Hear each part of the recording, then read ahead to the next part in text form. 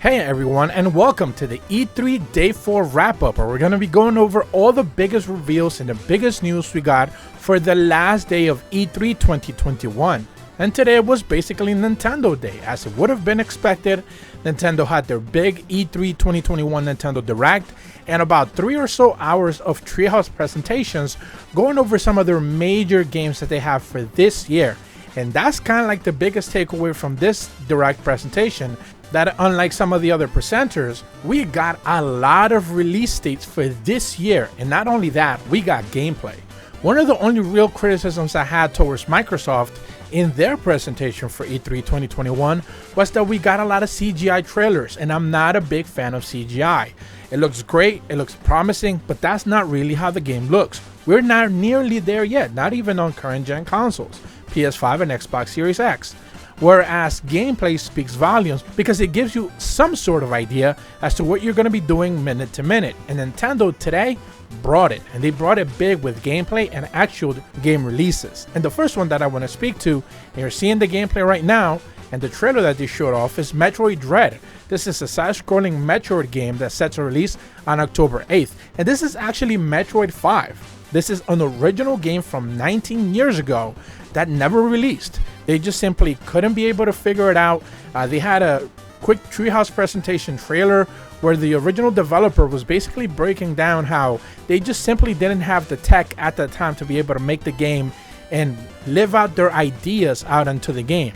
So they just basically shelved it and they put it away. And eventually now you're able to see it.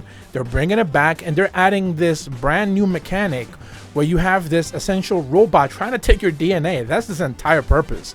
This robot chasing you throughout the entire game and throughout specific periods of the game, I should probably say. And he's just basically just out to kill you. That's it. Samus is not strong enough to take him down. That's the biggest key point here. She's usually able to be strong enough to take down just about anything she faces. Not in this case. And the game makes a big emphasis on stating that you are not strong enough to be able to handle it, so you might as well run away. Moving on to other reveals that we got 3 interesting ones. Life is Strange Remastered Collection, Life is Strange True Colors, and Marvel's Guardians of the Galaxy. These were 3 games that were talked about heavily for this entire E3 presentation by different publishers. However, they managed not to get it leaked that it was actually coming to Nintendo Switch, which is extremely impressive for the fact that they showed these games off coming to PlayStation 4, PlayStation 5, Xbox Series X, Xbox One, PC, and all of that, but they never mentioned Nintendo Switch in any of their presentations. And now, here we are, now knowing that these games are coming to Switch later this year. Marvel's Guardians of the Galaxy is a cloud game though, so that's a little bit of a downer, but other than that, extremely interesting. The next batch of reveals that we got, it feels a little bit of like Nintendo realizing that there's a lot of old classics and like new ideas that they need to bring into these old classics, that they just wanted to make people happy.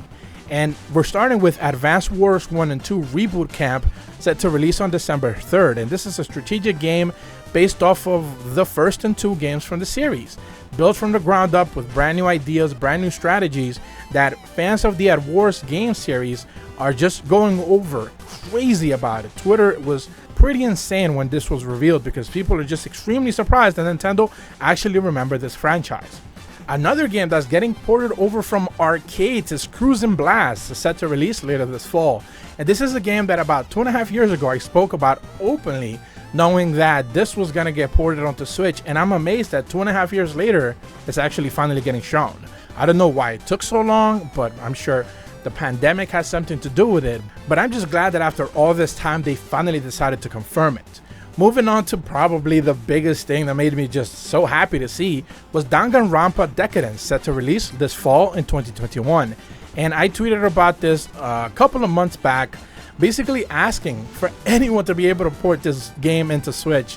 And now we know that Spike Chunsoft decided to step up, and they are porting the first 3 games, and they're turning one of the mini games into a full-on fledged game as well. So you're getting all 3 Danganronpa games. This is essentially the trilogy that's available on PlayStation 4, and they're all coming to Nintendo Switch. There's even a collector's edition, there's a physical version. They're going all out. I'm so happy. People are finally going to be able to play Danganronpa on Switch because these games are worth playing, people. Check them out for sure. Another franchise that's being brought back is Fatal Frame, Maiden of Black Water, set to release this fall.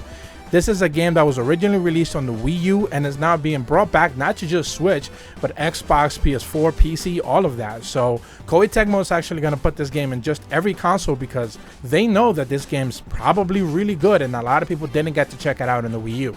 Another game that actually leaked but it was great to see is Super Monkey Ball Banana Mania. This is a collection of mini games that just about for every single Super Monkey Ball game series. So if you played like 1, 2, or even the pinball ones, there's a level from those games in this one. I think they were talking about like 300 mini game levels or something like that, which is insane. So Super Monkey Ball fans should be extremely happy with this one. And the last one that is like another franchise that's coming back is WarioWare Get It Together. That's set to release on September 10th. This is just another one of those micro game collections that for some reason people just go crazy over, and these Wario games are just super popular. So you know, people who have been clamoring for these games to be able to be seen again, they're coming back in big style. But if you know anything about me and if you've been watching my channel, you know that I'm a big Shin Megami Tensei fan, and Shin Megami Tensei 5, set to release on November 12th, is just so exciting to me. I'm so happy to be able to see so much of that game because they even had a Treehouse presentation where they went over so much of it and it looks so good. It looks so interesting. They're trying to do some new ideas with it while still remaining true and faithful to the originals, 3 and 4 specifically. So they are definitely just going all out with this game, and I'm glad that Atlas finally decided to put a release date on this thing, and it's set to release right before the holidays. So you know they're feeling very confident about this title. Another brand new reveal for a game that we didn't necessarily know was coming was Mario Party Superstar, set to launch on October 29th. This is a collection of 100 mini games and classic boards being brought back from other classic games from the Super Mario Party series. So there's a lot of things to see in this game. They showed off again a bunch of it in the Treehouse presentation, and it directly reminds me of that 3DS release of the one that had 100 mini games from Super Mario Party series, but that was on the 3DS. And this one seems to be having not just that, but also like party boards and events, and also online multiplayer already integrated in launch, which if you remember, the Super Mario Party game that got released on Switch a few years back just got online multiplayer like a couple of months ago. So now this one is going to be launching with that right out of the gate. So that's extremely good, and this probably bodes extremely well for this game. Kazuya from Tekken is also coming to Super Smash Bros. Ultimate, and Sakurai will have a presentation on June 28th at 10 AM Eastern Time. So you will be able to see a lot more of this character that I'm sure has divisive opinions on people who wanted, you know, different characters from their beloved games from the 90s. It just begs the question, will we actually get a character from Mortal Kombat? Because now we have Street Fighter, King of Fighters, and Tekken represented, and the only other big fighting game is missing is actually Mortal Kombat. And of course this brings us to Breath of the Wild 2. They showed off yet another brand new trailer for this game. Visually it looks striking. It looks like everything is bigger, everything is more menacing, the world looks darker. Obviously there's turmoil going on, not like before, but just in a different way. There's things floating in the skies, there's big holes in the ground.